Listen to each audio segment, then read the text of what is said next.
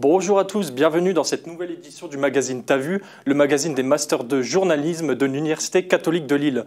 Au programme des reportages, dont un sur le projet d'une nouvelle école démocratique dans le Nord, suivi d'un reportage sur des menus sans glucides dans un restaurant de Roubaix, avant de finir avec un reportage sur l'événement de cette semaine, la récré de la Cato, avant de conclure avec l'agenda culturel hebdomadaire et enfin l'interview du jour qui sera Jérémy Crédeville.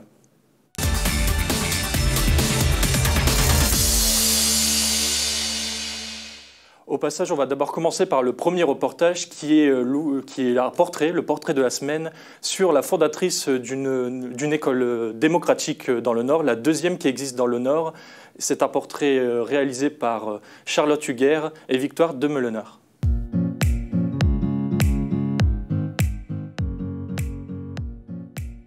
Raphaël Salmon, bonjour. Bonjour. Donc, vous avez 27 ans et vous êtes à l'initiative de l'école Inspirée, qui est la première école démocratique du Nord. Alors, est-ce que déjà, vous pouvez tout simplement nous expliquer ce que c'est que l'école Inspirée ? L'école Inspirée est une école qui propose une alternative pour ses enfants, donc tout le spectre scolaire, donc environ de 4 à 19 ans, pour venir se retrouver dans un espace dans lequel ils pourraient avoir le temps de réfléchir à ce dont ils ont envie, ce dont ils ont besoin et par quels médias ils souhaitent passer pour répondre à ces enjeux-là. Et donc, comment vous comptez mettre concrètement en place l'école Inspirée ? Concrètement, c'est avoir un espace fixe dans lequel on accueille les enfants, qui reprend en fait une école, donc dans le terme, Scola en fait, pour apprendre. Donc avec un programme ou une suite en tout cas. Alors justement, c'est là qu'il y a une grosse différence. Concrètement, il n'y a pas de programme. Les enfants font ce qu'ils veulent dans un cadre qui est décidé par les adultes et les enfants. Voilà, c'est ça la grosse différence avec ce qu'on connaît dans la société actuellement.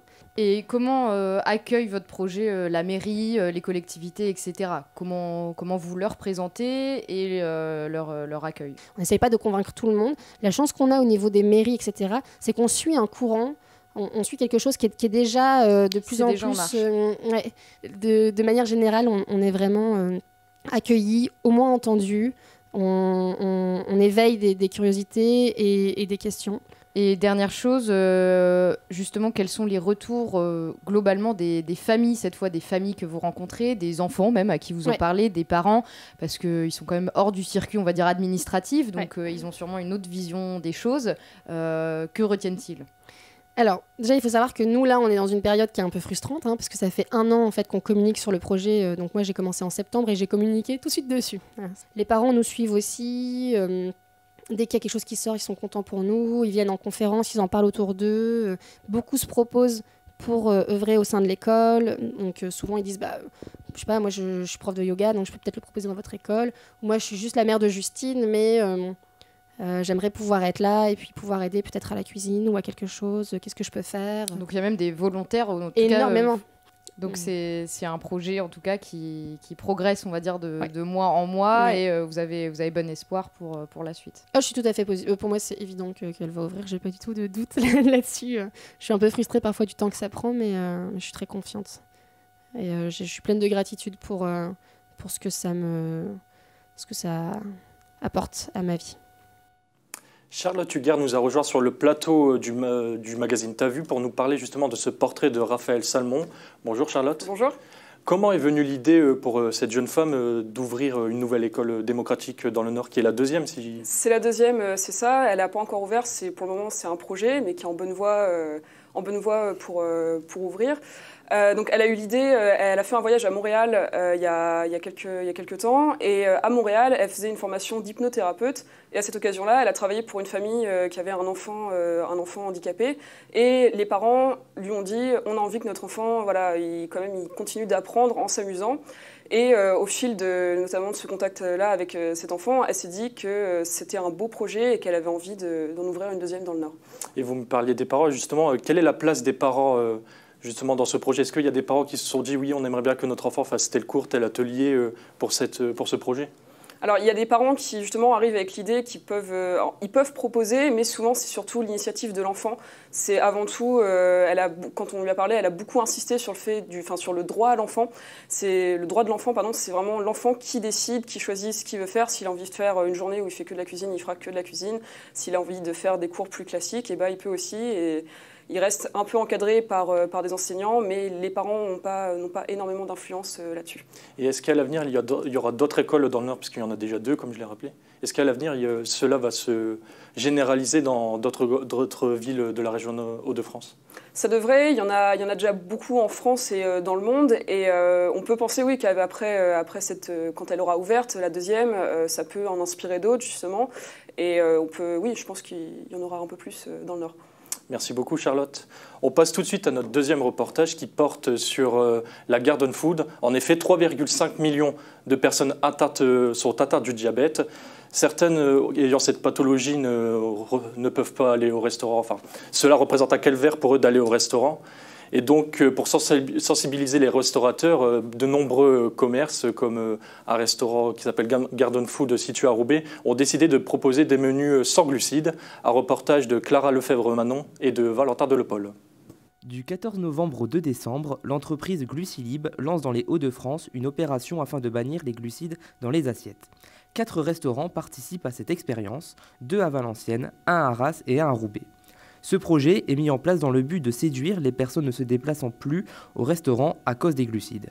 Glucilib, c'est un projet qui, dans un premier temps, consistait à accompagner 4 restaurants pour qu'ils puissent construire une offre adaptée aux personnes qui gèrent leurs glucides.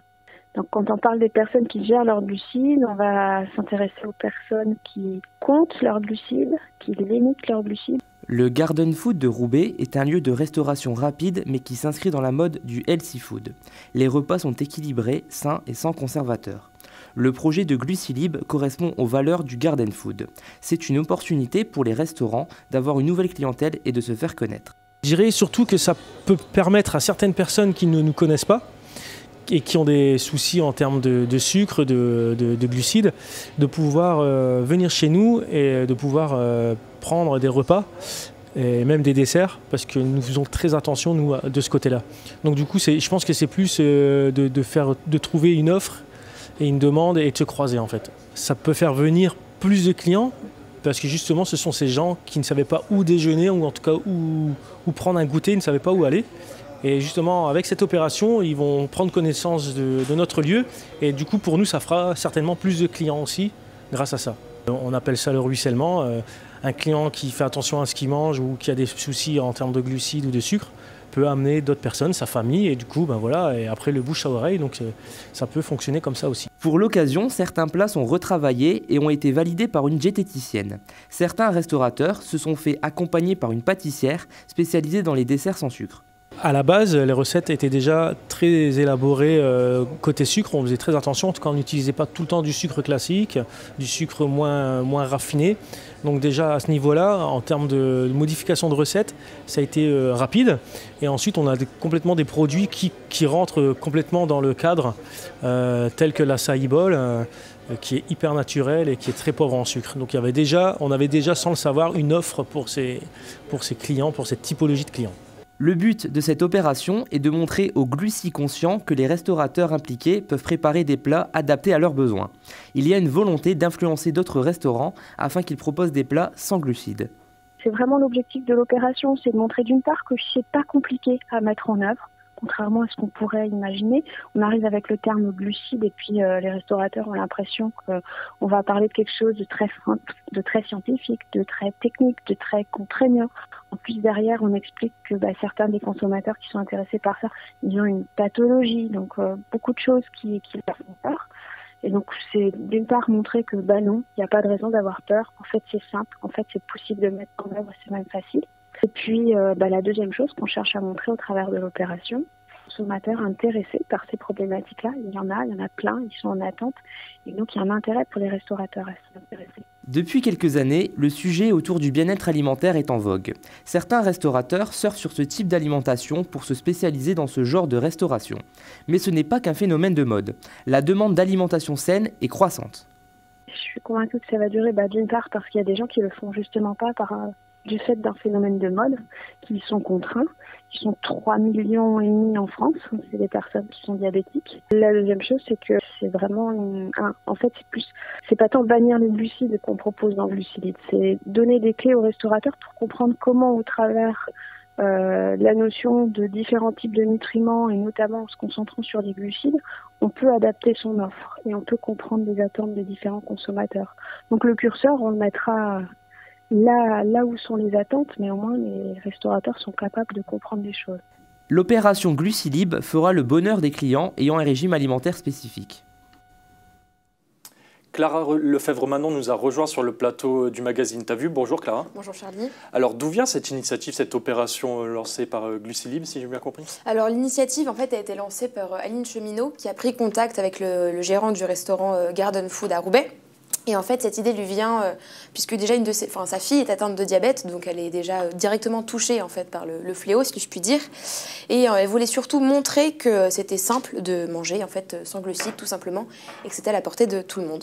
Et au-delà de l'aspect sanitaire, quels sont les autres buts de cette opération? Alors effectivement, il y a un aspect sanitaire, comme vous l'avez dit, mais ça s'intègre aussi dans le phénomène du bien manger, du véganisme et de tous les autres régimes, que ce soit sans gluten ou autres. Est-ce qu'à l'avenir, il y aura d'autres projets lancés par Glucilib pour sensibiliser les restaurateurs à ce phénomène? Alors, déjà, Glucilib est en lien avec 4 autres restaurants. Enfin, ils sont 4 restaurants à participer à cette action. Et alors, Aline Cheminot, elle voudrait créer une application, elle, pour géolocaliser en fait tous ces types de restaurants pour que les gens atteints de diabète ou d'autres régimes particuliers puissent consulter cette application et trouver le restaurant le plus proche ou un nouveau restaurant qui, justement, leur permettra de manger tranquillement, sans se soucier de ce qu'il y a à l'intérieur. Et concernant Garden Food, eh bien, on vient d'apprendre il y a quelques jours qu'ils ouvraient un second restaurant à Arras, fort de leur succès. Après un an à Roubaix, ils décident d'ouvrir un autre restaurant à Arras. Et où ils proposeront aussi certainement ces menus sans glucides. Alors, exactement, je pense qu'ils vont garder le même concept, de la healthy food, mais c'est vrai qu'ils vont potentiellement continuer à cuisiner sans glucides. Merci beaucoup Clara. Si je vous dis taureau mécanique, marocanard et d'autres animations type concert, non, ce n'est pas la fête foraine. C'était l'événement de ce mercredi, la récré de la Cato, un événement où se sont rendus Armand Lavenne et Antoine Ziatlecki. Ce 14 novembre, c'est l'occasion de retourner en enfance ici sur le parking P1 de la Cato. C'est la récré de la Cato, l'événement tant attendu par les étudiants et organisé par la Fédé. Je suis avec Alexandra qui est co-responsable à la Fédé de la récré. Donc du coup, qu'est-ce qu'on peut faire dans cet événement aujourd'hui? Donc c'est un événement qui a lieu de 11h à 18h et c'est un événement qui essaie de réunir les deux générations, donc les enfants et les étudiants. Donc il y a plusieurs activités comme un taureau mécanique, un parcours du combattant, un super karaoké organisé par l'association karaoké d'HEI. Il y a aussi une pêche à canard et en fait ce qui est marrant ici c'est qu'on peut mélanger les enfants et les étudiants et faire un événement intergénérationnel et c'est franchement sympa. Et dans quel but vous organisez cet événement?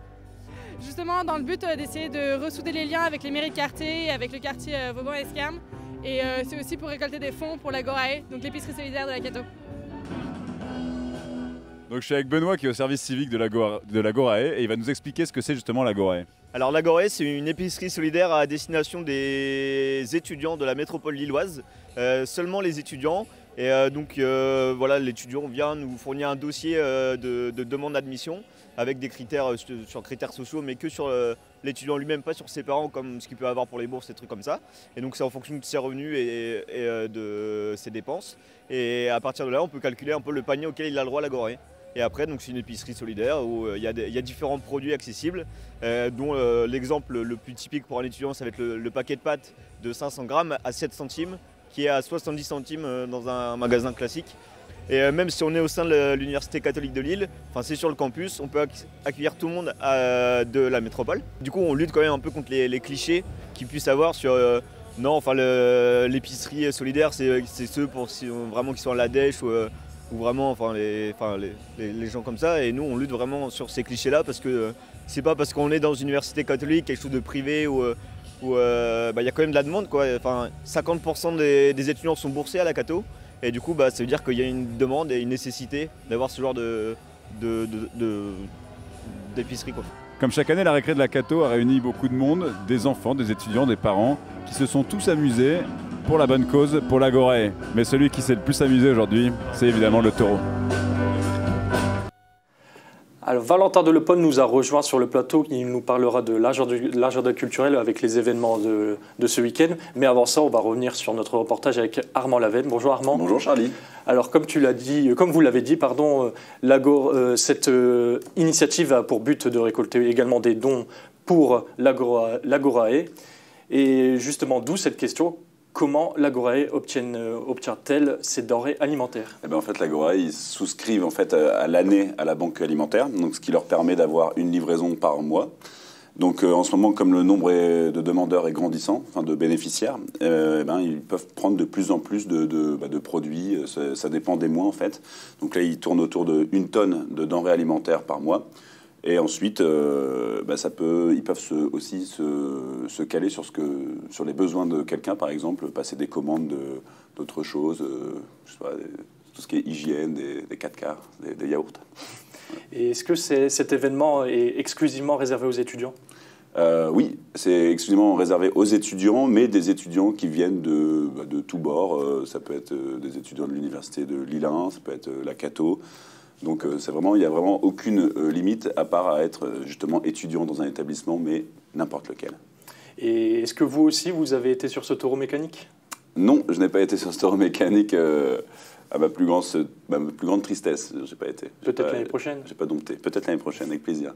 Merci beaucoup Armand. Tout de suite, nous allons nous diriger vers Valentin, qui va nous parler des événements de la semaine. Alors Valentin, que se passe-t-il ce week-end? J'ai entendu dire par exemple que ce soir, c'est la première édition du Rennes Music Live, c'est ça? Et oui, au bistrot de Saint-Saul à la gare Saint-Sauveur, 4 groupes seront présents pour une spéciale cover. Pour cette première édition du Rennes Music Live, des reprises de Queen, Rolling Stones ou encore Louise Attaque seront proposées. Cet événement fait suite au projet fou d'une vingtaine de chefs d'entreprise, tous membres et lauréats de réseau Entreprendre Nord, qui se sont lancés le challenge de former plusieurs groupes de musiciens et organiser un concert.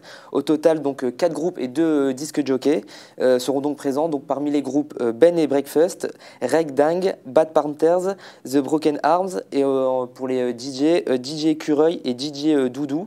Une collecte sera... Doudou. Oui, c'est original. Et une collecte sera organisée au profit d'ABEJ Solidarité. Il y aura également un salon des vins et des vignerons indépendants qui va débarquer également à Lille. C'est dès aujourd'hui et jusqu'au 19 novembre à Lille Grand Palais. Aura donc lieu la 22e édition du salon des vins des vignerons indépendants. Des centaines de producteurs venus des 4 coins de France seront présents pour faire déguster leurs produits. Les stands sont classés par appellation et zone géographique. Ils sont tenus par les vignerons eux-mêmes qui peuvent répondre en direct aux questions des visiteurs. Ils sont à la disposition. C'est de 10h à 20h, donc du 16 au 18 novembre, et de 10h à 18h le 19 novembre. L'entrée est entre 3 et 6 euros. Après le vin à la bière, il y a également une dégustation de bière artisanale ce samedi. Donc sortez vos gilets jaunes, messieurs.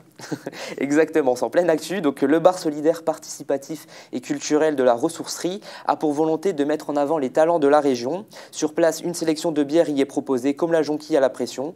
Vous pourrez déguster 4 bières sélectionnées par un animateur biérologue et des planches apéritives seront à votre disposition. Durant les 2 heures de l'événement, il sera possible d'échanger avec un expert de la bière pour découvrir les secrets de fabrication. L'événement aura lieu de 17 à 19h ce samedi, donc au bar de la ressourcerie, situé rue de l'hôpital militaire. C'est 25 € la place et c'est sur réservation. On rappelle que l'abus d'alcool est dangereux pour la santé. Merci beaucoup Valentin. Et il y a également ce week-end la 5e édition des pochettes surprises, c'est ça? C'est ça, alors proposé par le LAM, donc Lille Métropole, Musée d'art moderne, d'art contemporain et d'art brut. Le week-end des pochettes surprises revient à Villeneuve-d'Ascq. Ce sont 2 jours festifs avec des activités récréatives à partager en famille. Un parcours sera entièrement imaginé pour mettre le corps en mouvement et revisiter le musée, ses expositions temporaires et sa collection sous l'angle de la danse. Plusieurs activités y seront proposées ainsi que des ateliers sont au programme. C'est dès 2 ans et c'est gratuit. C'est de 10h à 18h. Et enfin, notre invité se produit également à Lille, Valentin. Et oui, on termine cet agenda culturel en rappelant que samedi et lundi, Jérémy Crédeville jouera son nouveau spectacle intitulé « En vrai, le titre, on s'en fout » à Lille. Après avoir eu du succès avec Parfait et encore Je suis modeste, Jérémy Crédeville sera demain samedi au Splendide à 20h et lundi 19 novembre au Spotlight à 21h30. Et justement, en attendant Jérémy Crédeville, nous allons regarder tout de suite un extrait de son premier spectacle « Parfait et encore Je suis modeste ». Une R5. Mes parents m'offrent une R5. Et le jour où ils me l'offrent, ma mère me dit « Va voir devant la maison, t'as offert une nouvelle voiture. » Je me précipite à la fenêtre. Bah, maman, je la vois pas, il y a un vieux con qui a garé sa poubelle devant. Comment ça? Ma voiture. Ma voiture. Viens ici. Viens ici. Viens. Bon, elle n'a pas pu venir ce soir. Je suis du Nord-Pas-de-Calais, donc... Voilà, hein. En temps normal, ma mère n'a pas une tête d'émeu, hein, je vous rassure. Je dis émeu parce que c'est un cousin de l'autruche, mais autruche, c'est chiant, parce que ça fait super mal, du coup... Bon, maman, c'est très bizarre, quand même. Pourquoi vous m'aimez pas? Tu sais que... Bon, je suis pas ventriloque non plus, hein, donc... imaginez ces réponses, voilà. Pourquoi vous m'aimez pas? Eh ben parce qu'il y a quoi? Il y a des boules sur le volant, il y a de la moumoute sur le siège, et il y a... C'est quoi ça? C'est une flûte de pan sur le rétro. Qu'est-ce que je vais faire d'une flûte de pan sur le rétro? Ouais. Et c'est quoi cette couleur? Non, c'est pas rouge, ça, c'est rose bite de chien, ça. Je vois que tout le monde a la couleur. Quel cas je vous en laisse vous en imprégner? Papa! Viens! Viens! Bon, pour les mêmes raisons. Oui, s'ils se ressemblent, c'est parce qu'ils sont frères et sœurs. Hein. Je viens du Nord-Pas-de-Calais. Alors, Jérémy Crédeville nous a rejoint sur le magazine T'as vu. Bonjour Jérémy. Salut. Alors, on dit Jérémy, mais devrais-je vous appeler G? Non, Jérémy, c'était l'ancien moi. Et vous êtes un ancien coach sportif, passé notamment par la Coupe Paris Art Pro en 2016. Vous avez fait quelques passages aussi à On n'est pas couché, avec justement ce nom G. On n'est pas couché, non? On n'est pas couché, pardon. On demande qu'à rien. Une autre émission de France 2 animée par... Mais je n'ai pas couché, c'est vrai. Et vous vous êtes révélé médiatiquement, entre guillemets, avec... le Jamel Comedy Club, lors de la 9e édition, c'est bien ça? C'est ça, oui, c'était en 2016, je crois, en juin. On avait fait les tournages en mai, juin ou juillet. C'était août, tu vois, je te dis juin, juillet, août, été 2016, voilà. Et d'où vient justement ce personnage un peu, entre guillemets, hautain et très virulent envers la région du Nord-Pas-de-Calais? Oh, qui aime bien châtie bien. Non, c'était une petite carapace que je m'étais forgée au départ, parce que je voulais pas aller à poil sur scène. Maintenant, je suis régulièrement nu sur scène, hein, ce que les gens apprécient beaucoup. Mais à la base, non, je voulais mettre une petite carapace, une petite distance entre mon vrai moi et puis le perso. Et qu'est-ce qui vous a poussé justement à mettre ce perso sur scène? Parce que vous dites que vous êtes un enfant du Spotlight. Qu'est-ce qui a fait de vous cet enfant du Spotlight? Moi, je suis arrivé sur scène par accident, en fait. C'est un pote à moi qui s'est marié. Il m'a pas choisi comme témoin. Du coup, à son mariage, j'ai fait les 10 pires discours qu'un marié pouvait recevoir de son témoin. Sa nana qui était comédienne m'a inscrite dans un concours d'humour et je l'ai remporté. Et du coup, j'avais pour... le lot du gagnant, c'était de faire 3 dates avec un spectacle complet seulement. Moi, j'avais 10 minutes de discours à la base. Donc, j'ai travaillé au Spotlight, le spectacle que je devais construire en entier. J'ai fait mes 3 dates et en me disant je vais jouer juste devant des potes et puis ce sera terminé. En fait, non, j'étais reprogrammé au Biplan notamment, après au Spotlight, dans la région lilloise et c'est comme ça que ça a commencé. En parlant de vos amis, vous êtes issus de cette génération d'âge d'or du Nord, d'humoristes du Nord, si je puis dire, avec d'autres noms comme Jojo Bernard, Yacine Cassi, Louis Bonnour ou Maé. Ouais. Et justement, je me suis entretenu avec eux et la plupart m'ont dit que vous les avez fait beaucoup pour les pousser à aller sur scène. Comme vous, si je ne me trompe pas, ça fait à peu près 10 ans que vous faites de la scène. Et justement, vous avez un peu l'image de taulier. Est-ce que vous estimez justement, est-ce que vous avez cette image de taulier? Je crois pas. Non. Après, je sais que quand on me demande des conseils, moi j'aime bien en donner. Après, je pars de mon expérience à moi. Je suis pas parole d'évangile, mais quand on me demande un petit peu des conseils, moi je sais que quand j'en demandais à l'époque et qu'on m'en donnait pas, j'ai perdu un peu de temps. Alors s'ils peuvent un peu gagner de temps, si je leur donne 2-3 trucs, moi ça me va. Mais non, je le fais avec plaisir. Et justement, comment expliquez-vous cette médiatisation tardive, parce que ça fait 10 ans que vous faites de la scène, comme j'ai dit, comment expliquez-vous qu'on parle de vous dû au fait que vous avez participé aux émissions de télé de TF1 avec Arthur, vous avez participé à des émissions sur France 2 et vous faites également de la radio pour France Inter. Ouais, mais ça c'est le chemin classique en fait. On met tous. Moi j'ai commencé en 2011, donc ça fait un peu moins de 10 ans, mais je faisais de l'impro avant en amateur et je suis intermittent depuis 2011. En fait c'est le chemin classique. On met à peu près 6-8 ans à émerger médiatiquement. Ça vient jamais du jour au lendemain. Tous les gens qui cartonnent aujourd'hui, ils ont au moins 8-10 ans de taf avant. Mais on a toujours l'impression que le mec débarque parce qu'on le voit d'un coup émerger, mais c'est toujours du travail en amont. Et lors de vos passages télé, justement, est-ce qu'il y a un effet immédiat sur les ventes de billets de votre spectacle? Immédiat, ouais, enfin on sent, il y a des ajouts sur les réseaux sociaux, etc. Forcément, oui, quand on annonce une date, il y a des ventes en plus. Après, on remplit pas un Sébastopol en disant j'y suis le 14 mars, mais il y a des ventes qui se font. Et en quoi ces 3 exercices diffèrent? La scène, la radio, la télé? Comment on fait pour s'adapter à ces 3 exercices différents? Eh bien, on travaille. Télé, tu peux couper, donc tu peux tricher, il n'y a pas de souci. La radio, c'est en direct très souvent, et il n'y a pas le média visuel, donc il faut aussi se dire que les gens qui t'écoutent dans la voiture, il faut faire passer un certain vecteur d'humour. Du coup, c'est un peu compliqué. Enfin, moi, j'ai un petit peu plus de mal à la radio, mais je bûche. Et la scène, il y a le rapport direct avec le public où tu peux pas tricher. Là, si tu te plantes, les gens le voient. Donc, tu peux pas faire on coupe, on recommence. Vous vous mettriez dans quelle catégorie par rapport aux humoristes du Nord? Parce que, par exemple, on a Danny Boone, le précurseur, qui exagère un peu l'accent. On a Jojo Bernard, qui est très cru. Ouais. Vous êtes, dans quelle catégorie vous mettez-vous par rapport à ces humoristes? Dans l'idée, le but, c'est de pas ressembler à des gens qui existent déjà. Du coup, je sais pas trop où je me mettrais dans... Tu vois, où je me situerais là-dedans. Peut-être un mélange des deux. Vous êtes assez virulent tout en jouant sur le côté nord. Ouais, après, je vais pas avec le gros accent à la Jean-Philippe Janssen, que je salue s'il nous regarde. Mais non, j'essaie de me placer un petit peu ailleurs. J'essaie de faire du trash élégant. Vous revenez à Lille avec un deuxième spectacle qui se nomme... le titre, on s'en fout. Voilà, en vrai, le titre, on s'en fout. En vrai, le titre, on s'en fout, merci. Et qu'est-ce qui diffère de votre premier spectacle en termes d'évolution par rapport à vos débuts? Il n'y a plus du tout ce personnage derrière lequel je me cache. Je me suis beaucoup libéré. J'ai bossé avec un metteur en scène qui est le metteur en scène de Baptiste Le Caplin et Manu Payette. Et du coup, il y a beaucoup plus d'absurde dans ce spectacle-là. J'assume le côté plus... clown, entre guillemets, et plus moi, plutôt que de me cacher derrière un personnage qui parle comme ça. Et est-ce que le cinéma vous intéresse? Le cinéma me fait des petits appels du pied. J'ai tourné là avec Thierry Lhermitte et Michel Larocque il n'y a pas longtemps, donc c'est une comédie qui sortira en juin. Je pense que je fais 4 minutes 30 d'apparition dans le film, c'est 7 jours de tournage, mais juste pour jouer le fils. Et ça m'intéresse parce que c'est marrant, c'est un petit truc, c'est une récréation, quoi. Mais le but, c'est de faire du théâtre vivant le plus longtemps possible. Et beaucoup disent que vous ressemblez à Johnny Hallyday étant très jeune. Ouais. Si on vous propose un biopic, vous acceptez? Là, c'est le jackpot. Ouais. Il y a déjà des petits projets qui sont en cours autour de Johnny, mais pour l'instant, rien de bien concret, rien de bien intéressant. Parce que tout le monde veut la primeur du truc, du coup, il y en a plein qui se jettent dans le truc, mais il y a des choses un peu peut-être encore assez tôt aussi. Ouais, enfin après je vais de plus en plus lui ressembler vieux, donc ce serait dommage. Merci beaucoup Jérémy d'être venu sur le magazine T'as vu. C'est la fin de notre édition de magazine T'as vu.